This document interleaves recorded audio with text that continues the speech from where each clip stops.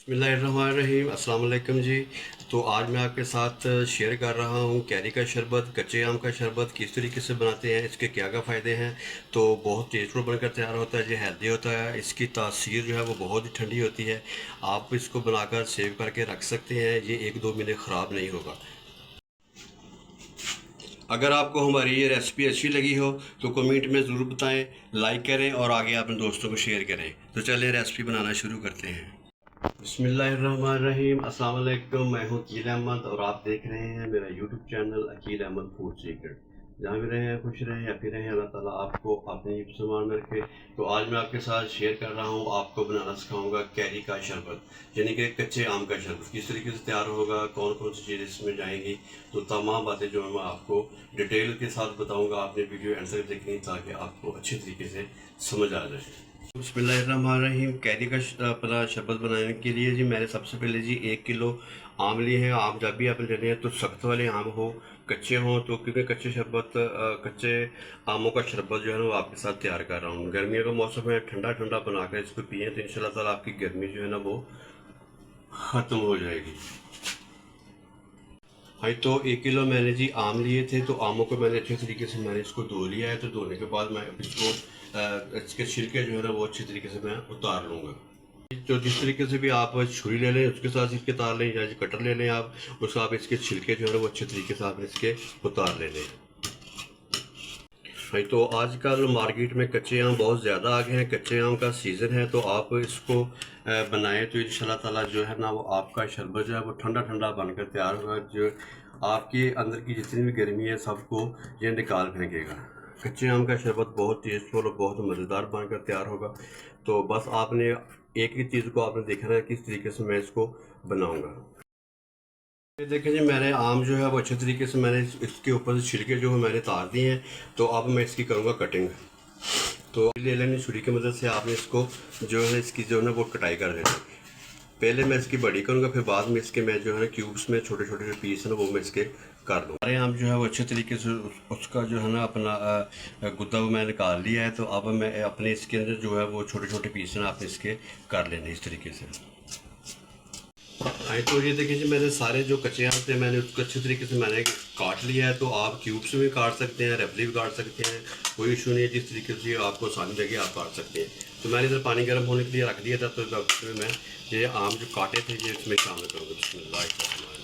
आम मैंने काटे थे कच्चे हैं वो मैं सारे पानी में शामिल कर दिया। अब मैं इसको अच्छे तरीके से मैं गला लूँगा।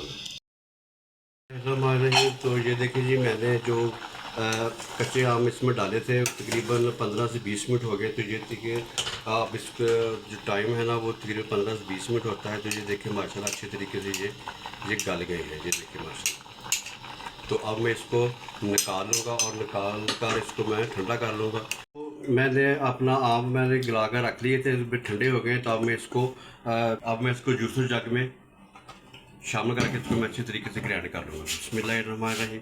तो अब आपने इसमें शामिल करना है।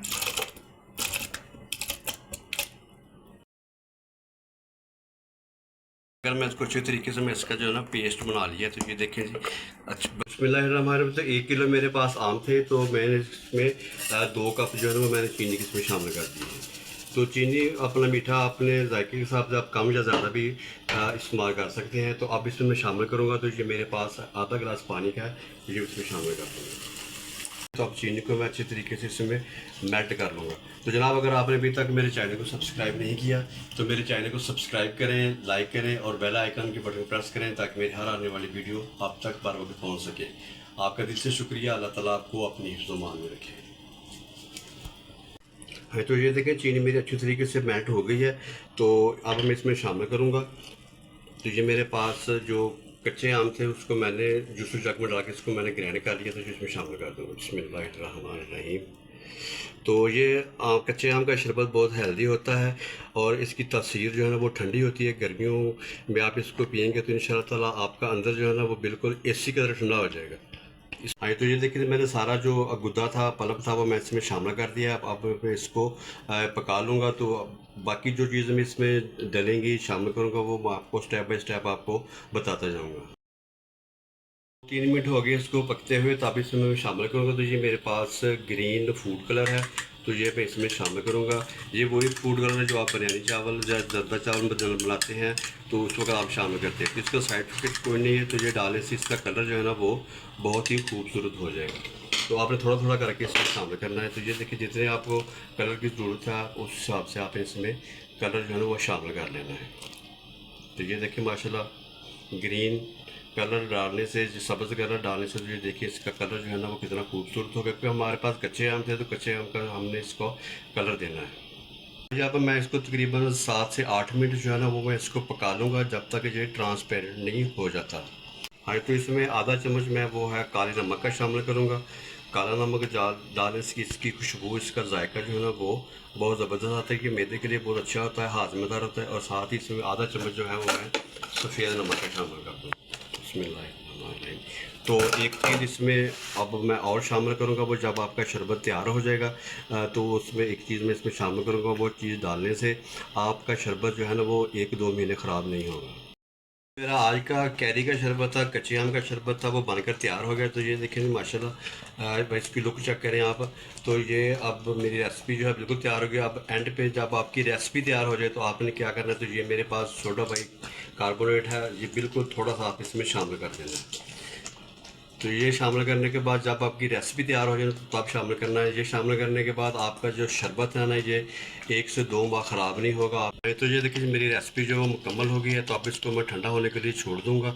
तो फिर मैं आपको सर्व करके बताऊँगा कि किस तरीके से आपने इसको सर्व करना है।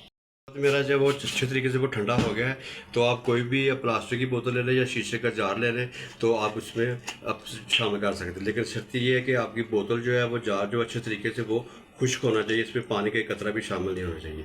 तो ये देखिए जब मैं इसमें शामिल करूँगा, बिस्मिल्लाहिर्रहमानिर्रहीम, बिस्मिल्लाहिर्रहमानिर्रहीम। तो ये देखिए जी मैं अब बोतल में शामिल कर दूँगा।